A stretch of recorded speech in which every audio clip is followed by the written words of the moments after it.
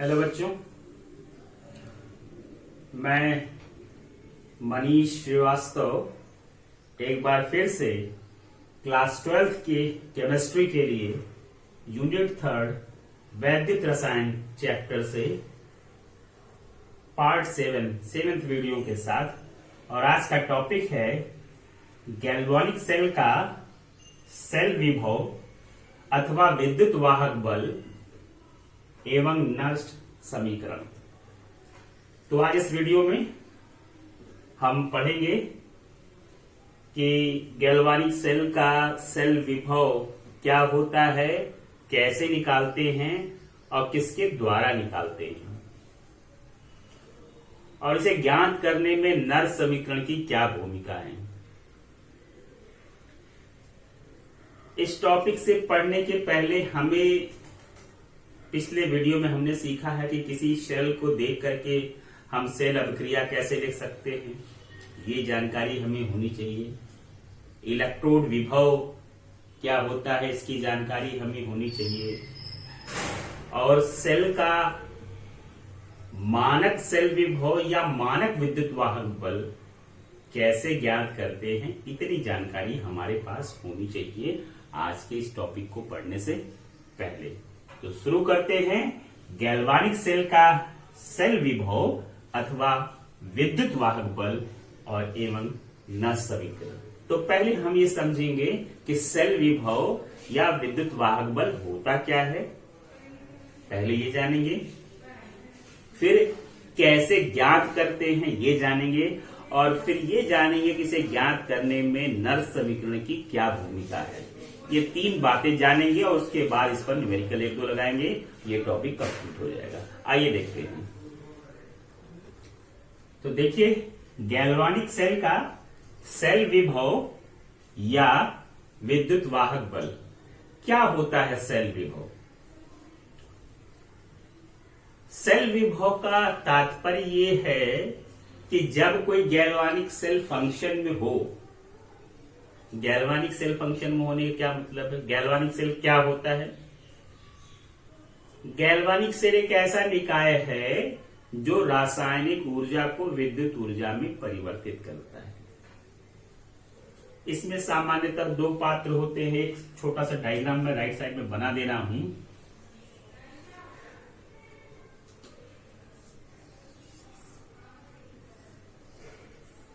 ये सामान्यतः एक गैल्वानिक सेल का डायग्राम में बना रहा हूं।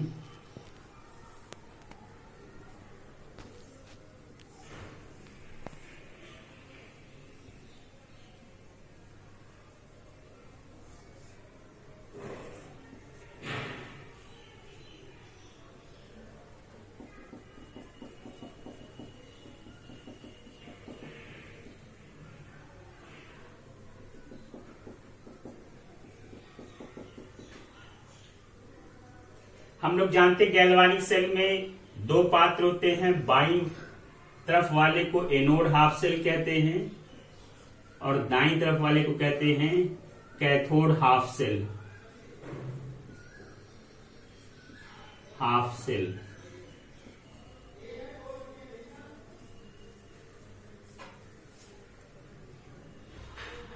एनोड हाफ सेल में के इलेक्ट्रोड को एनोड कहते हैं, कैथोड हाफ सेल के इलेक्ट्रोड को कैथोड कहते हैं।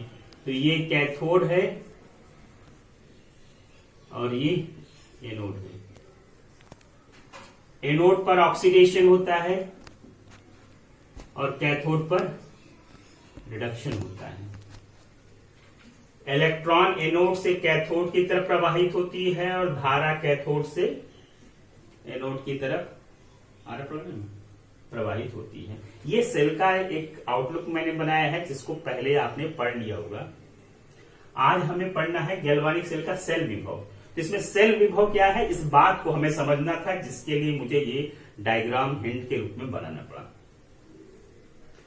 इन दोनों जब सेल फंक्शन में हो, सेल फंक्शन में हो मतलब सेल में अभिक्रिया हो रही हो और सेल से धारा बाहर न जा रही हो, मतलब इस सेल से निकलने वाली विद्युत धारा को हम बाहर कहीं प्रयोग ना करते हैं। 2 बातें।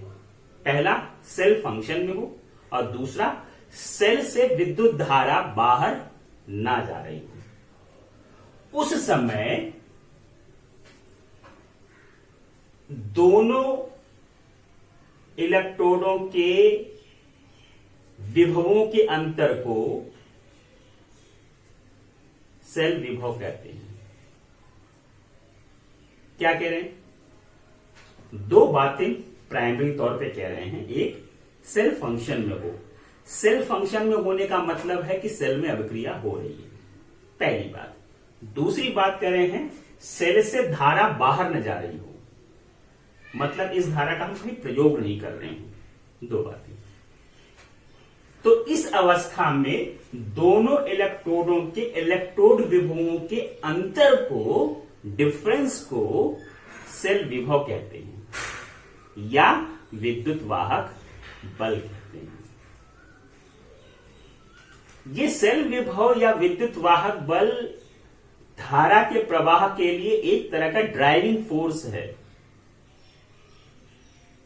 मतलब विद्युत धारा के प्रवाह के लिए एक तरह का प्रेरक की भांति कार्य करता है।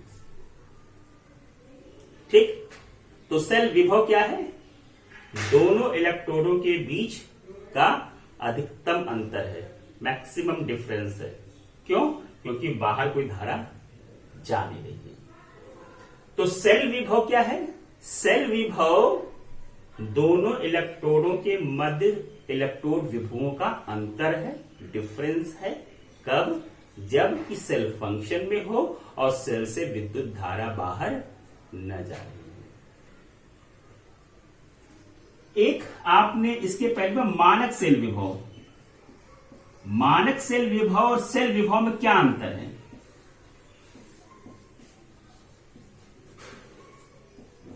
मानक सेल विभव और सेल विभव में क्या अंतर है? मानक सेल विभव भी कैथोड और एनोड के इलेक्ट्रोड पोटेंशियल का अंतर है, लेकिन कब? जबकि मानक स्थिति है, यानी कैथोड के मानक अपचयन विभव और एनोड के मानक अपचयन विभव का जो अंतर है उसे मानक सेल विभव कहते हैं। और वास्तविक क्रिया के दौरान कैथोड और एनोड के इलेक्ट्रोड विभवों के अंतर को सेल विभव कहते हैं। बात समझ आ रही है? फिर से सुनिए। मानक सेल विभव क्या मतलब है? ई नोड सेल, मानक सेल विभव को ई नोड, ई के ऊपर 0 लगा देते हैं, इसको नोड पढ़ते हैं। ई नोड सेल, ये क्या है? सेल का मानक सेल विभव। ये क्या होता है? ये ई नोड कैथोड माइनस ई नोड एनोड, यानी कैथोड और एनोड के मानक इलेक्ट्रोड विभवों के अंतर को मानक सेल विभव कहते हैं। और सेल विभव को ई सेल से रिप्रेजेंट करते हैं। ये क्या है? सेल विभव। और ई नोड सेल क्या है? मानक सेल विभव। इस ई सेल को कैसे ज्ञात करेंगे?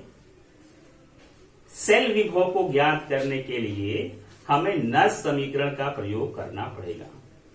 यानी मानक सेल विभव को हम वैद्युत रासायनिक श्रेणी से सामान्य रूप से वैल्यूज देख करके सेपरेट करके ज्ञात कर सकते हैं, लेकिन सेल विभव को हम डायरेक्ट सेपरेट करके ज्ञात नहीं कर सकते हैं।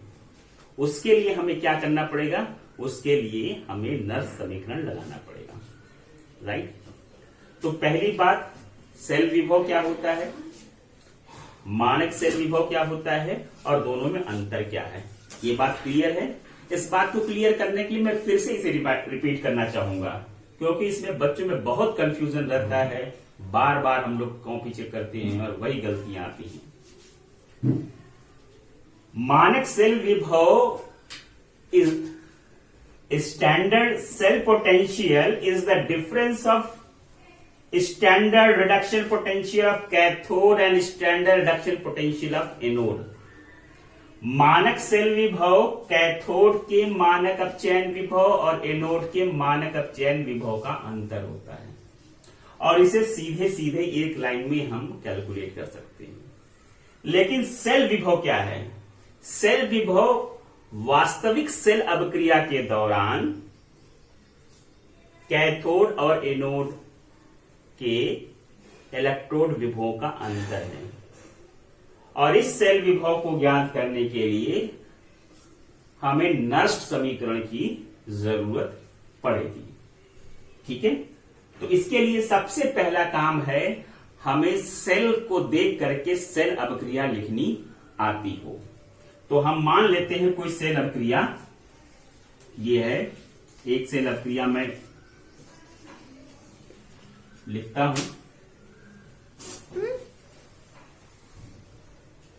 क्या लगा दो, चला दू।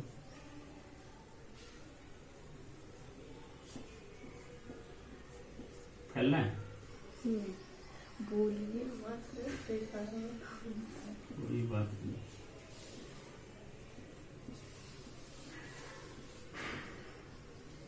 ये कोई किसी सेल में होने वाली एक अभिक्रिया मैंने लिखी है। माना कोई सेल अभिक्रिया ऐसी है, ए और बी आपस में क्रिया करके सी और डी बना रहे हैं। इस कैपिटल ए की पहले जो स्मॉल ए है ये इसका कोफिशिएंट है, मतलब ये इसकी संख्या को बताता है। ये स्मॉल बी स्टोइकियोमेट्रिक कोफिशिएंट है।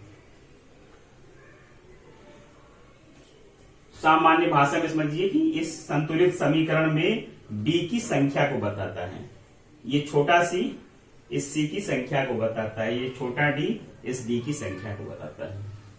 अब अगर इस अभिक्रिया पर हमें अगर नर्स समीकरण लगाना हो, इस सेल अभिक्रिया के लिए मान लीजिए यही सेल अभिक्रिया इस सेल में हो रही हो और हमें सेल विभव ज्ञात करना हो, तो सेल विभव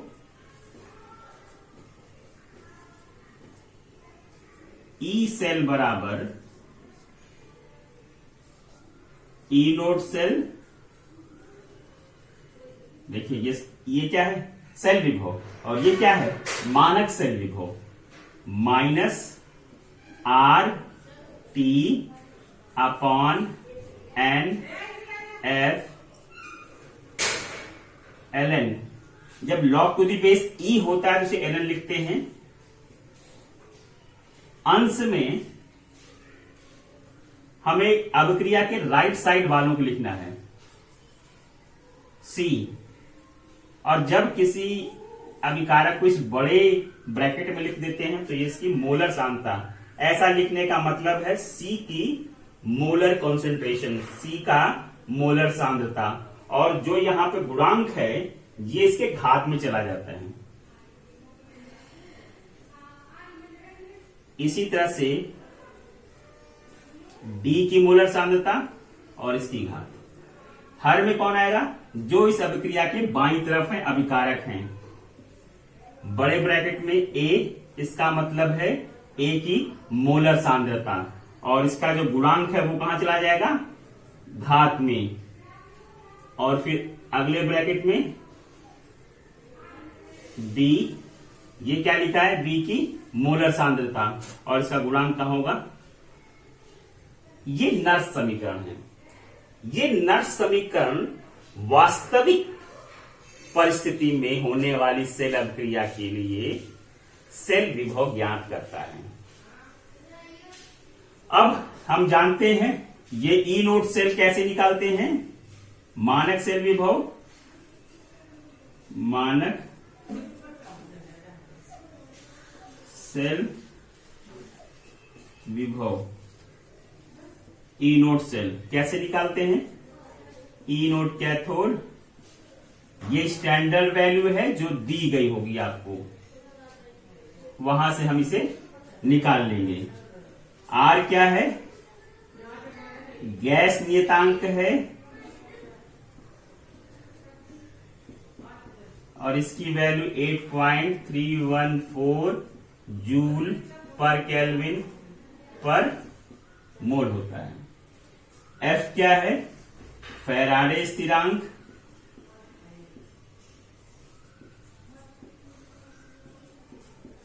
जिसके लिए वैल्यू होती है 96,500 कूलाम। एन क्या है? इलेक्ट्रॉन के मोलों की संख्या।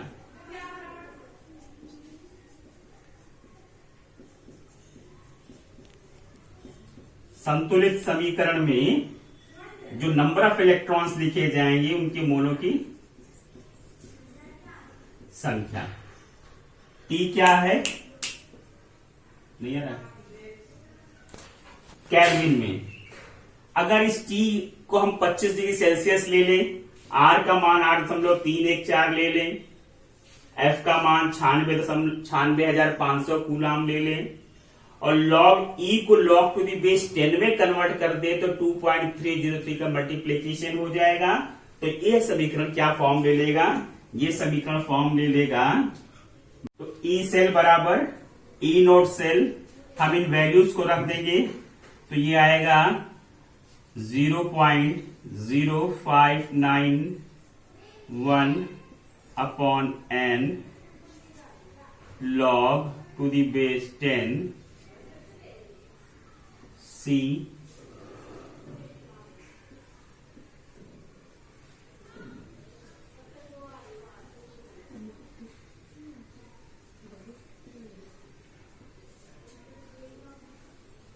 ध्यान दीजिएगा इन दोनों के बीच में गुणे का संबंध है, मल्टीप्लीकेशन का संबंध है, रिलेशन है।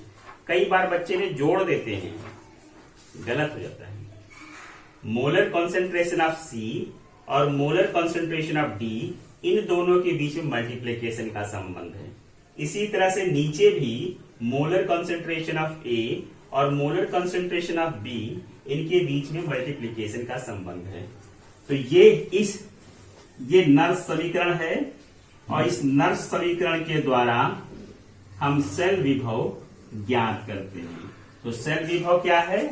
किसी गैल्वानिक सेल के इलेक्ट्रोडों के मध्य अधिकतम इलेक्ट्रोड विभवों के अंतर को सेल विभव कहते हैं। ये अधिकतम शब्द इसलिए इस्तेमाल किया जा रहा है क्योंकि सेल से बाहर कोई धारा नहीं जा रही है। एक एग्जाम्पल लगाएंगे, उसके बाद इस नर्स समीकरण को समझेंगे।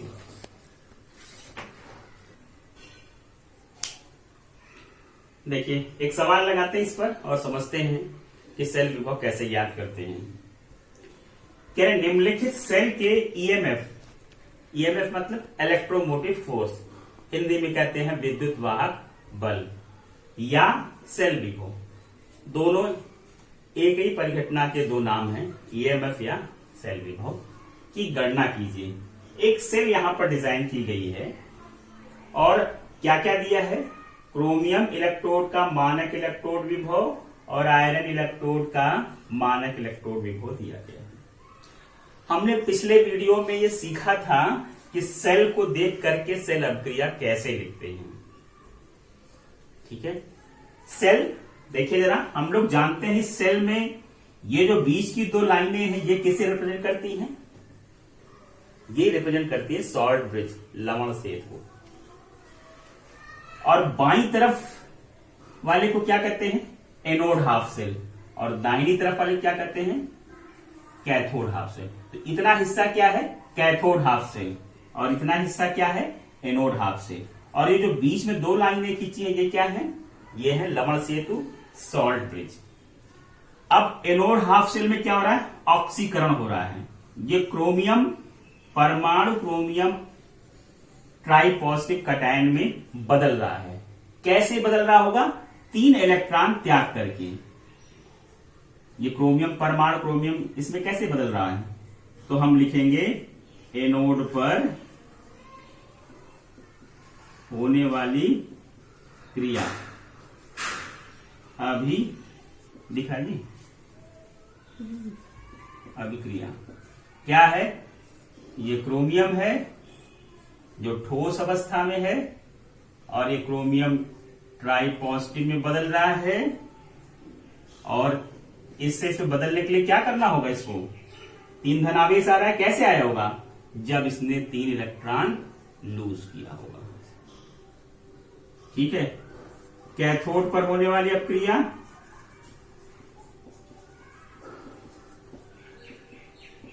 कैथोड क्या है, विलयन में ये फेरस आयन है और ये किस में कन्वर्ट हो रहा है, आयरन ठोस में।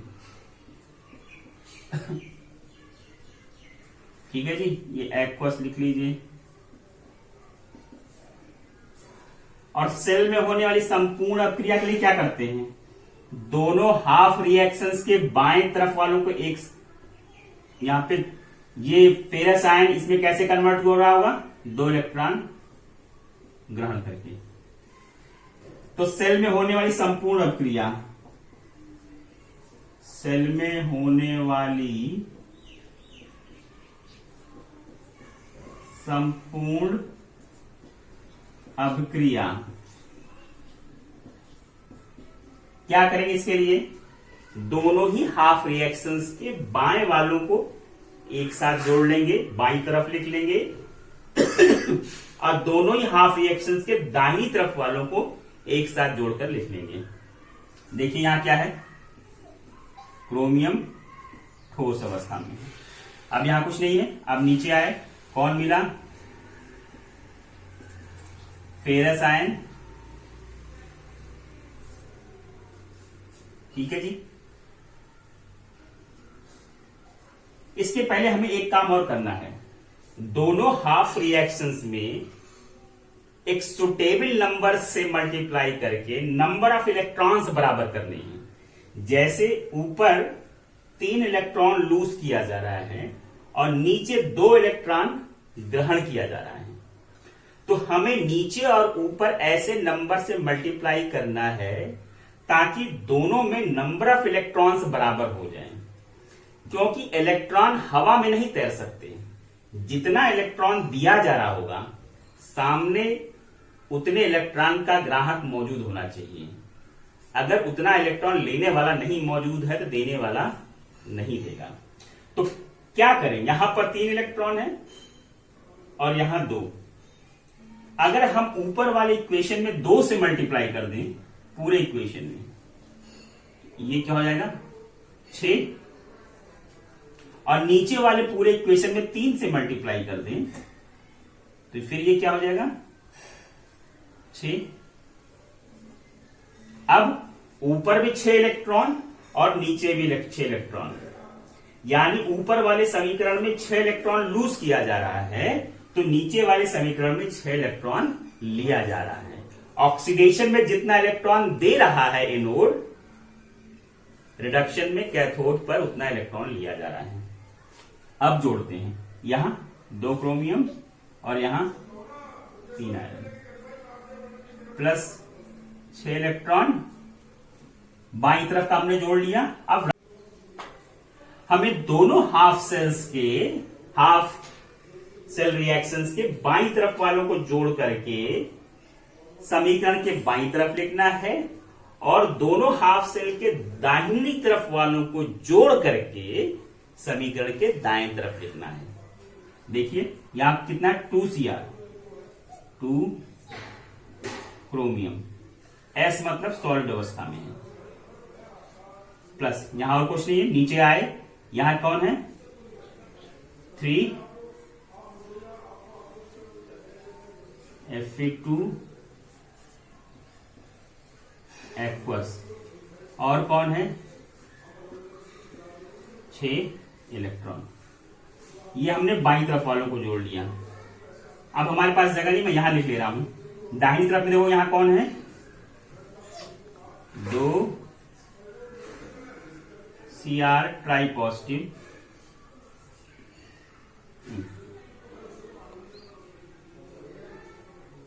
एक्वस प्लस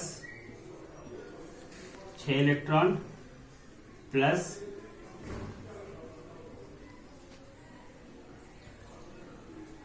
ठीक है। अब देखो यहां भी 6 इलेक्ट्रॉन, यहां भी 6 इलेक्ट्रॉन, ने कैंसिल आउट कर दीजिए। तो आपके पास रिएक्शन में बाईं तरफ कौन है, twice chromium plus thrice ferrous ion gives twice chromium ion plus thrice iron. अब ये हमारे पास सेल में होने वाली रासायनिक अभिक्रिया मिल गई। अब इस रासायनिक अभिक्रिया पर हम क्या लगाएंगे, नर्स समीकरण। किस लिए, सेल का ईएमएफ या सेल विभव ज्ञात करने के लिए। किसी गैल्वानिक सेल का सेल विभव या इलेक्ट्रोमोटिव फोर्स ज्ञात करने के लिए हमें क्या करना होता है, नर्स समीकरण लगाना होता है। आइए लगाते हैं। तो सेल विभव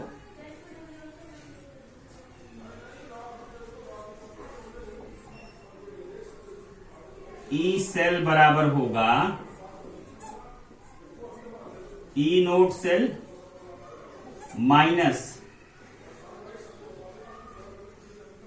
क्योंकि सारी स्टैंडर्ड कंडीशन में है तो हम लगा लेंगे 0.0591 अपॉन कितने इलेक्ट्रॉन इन्वॉल्व है यहां, संतुलित समीकरण में number of moles of electron कितने, 6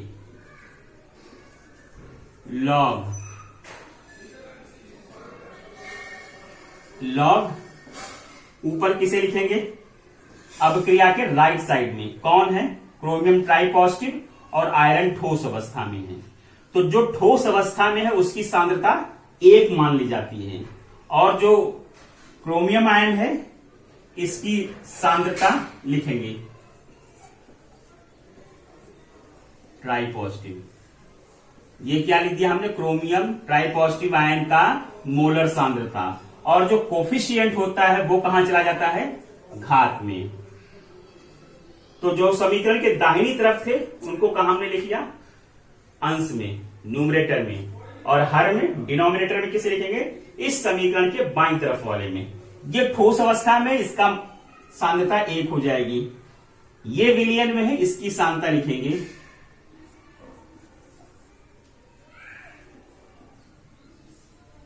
फेरस आयन की मोलर सांद्रता, और जो कोफिशिएंट है वो कहां चला जाएगा, घात में। अब सवाल में हमें इनकी सांद्रता दी गई है और ई नोट सेल निकालने के लिए हमारे पास दोनों इलेक्ट्रोडों के सेल विभव दिए गए हैं। जब क्वेश्चन मैंने लिखा था तो अगर आपको याद होगा, ई नोट सेल क्या क्या दिया था, मैं लिख लूं, कहीं दिया है, अलग से लिख लूं, chromium 0.75 volt, ferrous minus 0.45 volt, ये दिया हुआ है। अब हमको ये नहीं मालूम है कि इनमें से कौन कैथोड है और कौन एनोड है। ध्यान दीजिए, कैथोड वह इलेक्ट्रोड होता है जिसका मानक अपचयन विभव का मान अधिक होता है, यानी जिस इलेक्ट्रोड के लिए मानक अपचयन विभव का मान अधिक होता है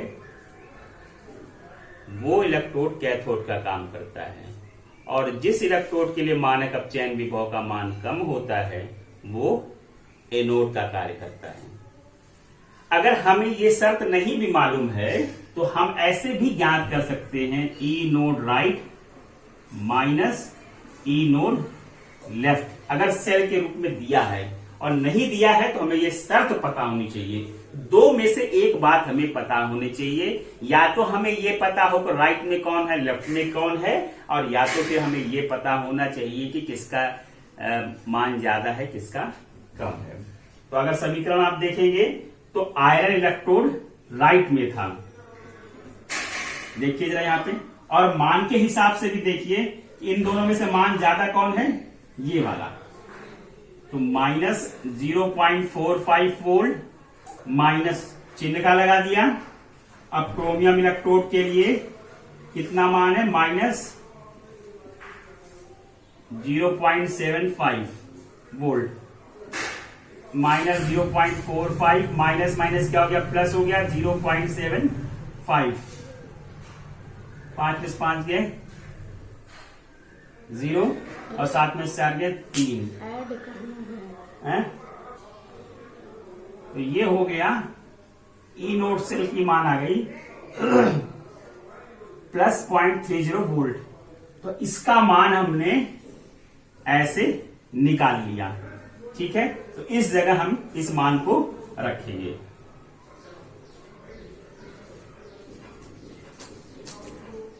-0.30 माइनस 0.0591, ये फार्मूले का 6 लॉग क्रोमियम आयन की सांद्रता कितनी दी थी?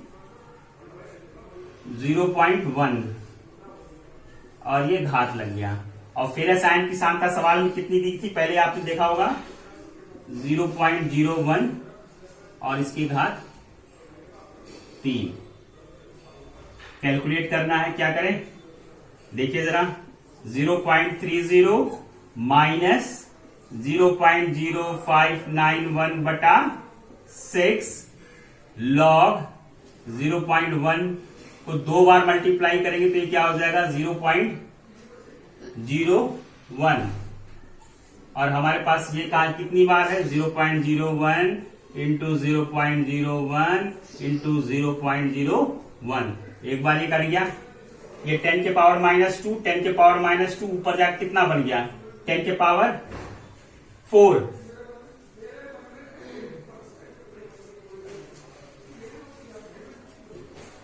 तो ये हो गया 10 के पावर 4। फिर से क्या लिख लेंगे? 4 log 10 और log 10 का मान 1। तो ये आ जाएगा 0.30 माइनस 0.0591 बटा 6 गुणा 4। और जब ये सारा कैलकुलेट करेंगे तो ये वैल्यू आपके पास आ जाएगी 0.261 वोल्ट। इस तरह से हम सेल विभव ज्ञात कर सकते हैं। तो फिर से सुनिए, सेल विभव क्या है? किसी गैल्वानिक सेल का सेल विभव दोनों इलेक्ट्रोडों के मध्य अधिकतम अंतर है। क्यों? क्योंकि उस समय सेल से बाहर विद्युत धारा नहीं जाती है। ठीक है, कैसे ज्ञात करते हैं? नर्स समीकरण से। मानक सेल विभव कैसे ज्ञात करेंगे? दोनों इलेक्ट्रोडों के मानक इलेक्ट्रोड विभवों के डिफरेंस से। तो उम्मीद करता हूं समझ में आया होगा। कोशिश करिएगा, नहीं समझ में आता है तो फिर से मुझे मेरे पर्सनल नंबर पे अपने डाउट पूछिएगा। धन्यवाद।